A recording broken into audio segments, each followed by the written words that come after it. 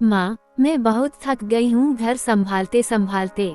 यहाँ मेरी थकान किसी को नजर नहीं आती।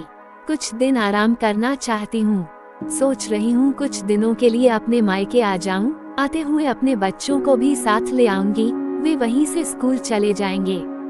आखिर एक ही शहर में ससुराल और मायका होने का कुछ तो फायदा मिले।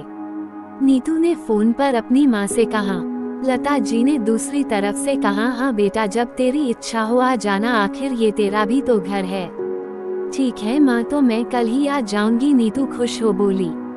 हाँ बेटा, कल आ जाओ, मैं तुम्हारा इंतजार करूंगी। अभी मैं फोन रखती हूँ, मुझे मंदिर भी जाना है। सबिता जी ने फोन रख दिया और सीधे किचन में गई। किचन में खाना बना रही बहू से बोली, अरे अनु सुनो, कल तुम्हारी ननंद आ रही है, आज बाजार जाकर फल, सब्जी और मिठाइयाँ लेकर आना। बेचारी मेरी बेटी ससुराल में नौकरों की तरह काम करती है और उस पर कोई ध्यान ही नहीं देता। यहाँ आएगी, कुछ दिन रहेगी तो उसका मन और तबीयत अच्छे रहेंगे। सास के मुंह से ऐसी बातें सुनकर अनु का चेहरा उतर गया। वह मन ही मन सोचने लगी, काश आपको मेरी थकावट भी नजर आती। मैं भी दिन रात झाड़ू पोछा, बर्तन, खाना बनाना, मार्केट जाना और हर वह काम करती हूँ जिससे हमारे परिवार वालों को कोई दिक्कत ना हो। काश आप मुझ पर भी ध्यान दे पाती। आपकी बेटी तो जब मन में आता है तब यहाँ आ जाती है, लेकिन मैं साल में एक बार ही अपनी माँ के पास जाती हूँ, तब भी आपको प्रॉब्लम होती है। मैं भी इंसान हूँ, मेरा भी मन है, मुझे भी लगता है अपने माँ के पास जाकर थोड़ा आराम करूँ, सुख दुख की दो चार बातें करूँ, अपना मन हल्का करूँ। भगवान, अब तुम ही कुछ करो ताकि मेरी सास की आंखें खुले और उसे मेरी थकावट भी नजर आए। शाम तक भगवान ने जैसे अनु की सुन ली और उसकी ननंद का फोन आया। ननंद ने अपनी माँ से कहा कि उसकी सास ने उसे मायके आने के लिए मना कर दिया है, इसलिए इस बार वो नहीं आ सकती। लता जी बोली, ऐसे कैसे मना कर दिया?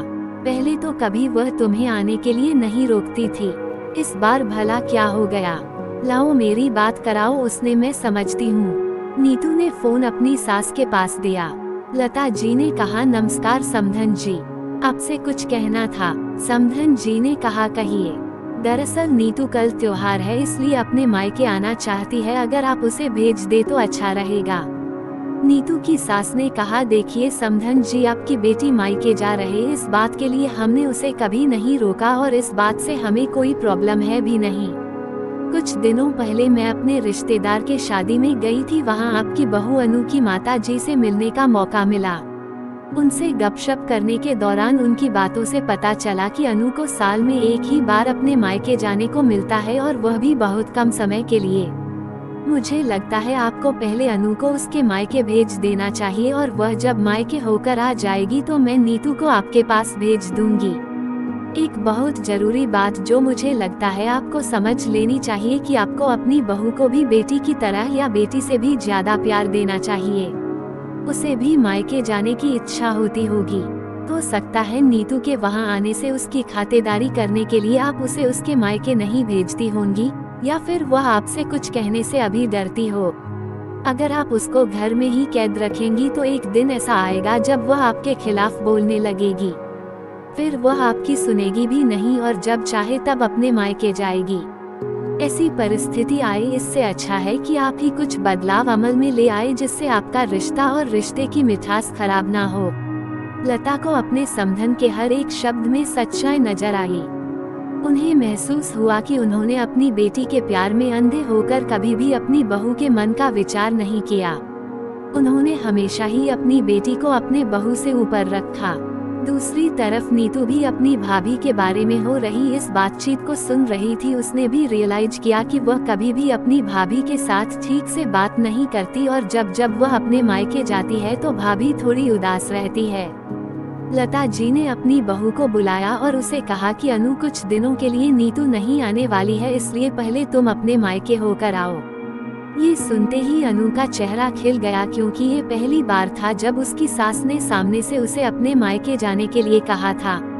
अगले दिन अनु अपने मायके गई और इस बार 1-2 दिन नहीं, पूरे हफ्ते भर रहकर आई। अपने माँ बाप से, अपने रिश्तेदारों से मिलकर आई और जब वह लौटकर आई तो उसका चेहरा खिला हुआ था, उसकी आंखें चमक रही थी। अनु के आने के बाद नीतू भी अपने मायके आई और इस बार वो खुद सामने से अपनी भाभी से खुशी खुशी मिली और अच्छे से बात की। नीतू ने अपनी माँ से बात करके उन्हें भी अच्छे से समझने में मदद की कि वह कहीं ना कहीं अनु के साथ गलत व्यवहार कर रहे थे।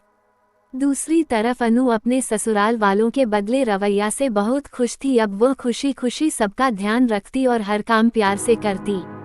वह ध्यान रखती कि कोई भी ऐसी बात या काम ना करे जिससे घर में तनाव का माहौल पैदा हो। लता जी अपनी बहू को खुद ही समय समय पर मायके भेज दिया करती। एक छोटे से बदलाव ने सास बहू और भाभी ननंद के बीच की कड़वाहट को दूर कर दिया और रिश्तों को और भी ज्यादा मीठा और मजबूत कर दिया। तो दोस्तों, ये थी हमारी आज की कहानी। आपका क्या कहना है इस कहानी के बारे में कमेंट करके हमें जरूर बताएं। वीडियो को लाइक कर दीजिए और चैनल को सब्सक्राइब कर लीजिए। मैं मिलती हूँ आपसे अगली वीडियो में, तब तक के लिए धन्यवाद।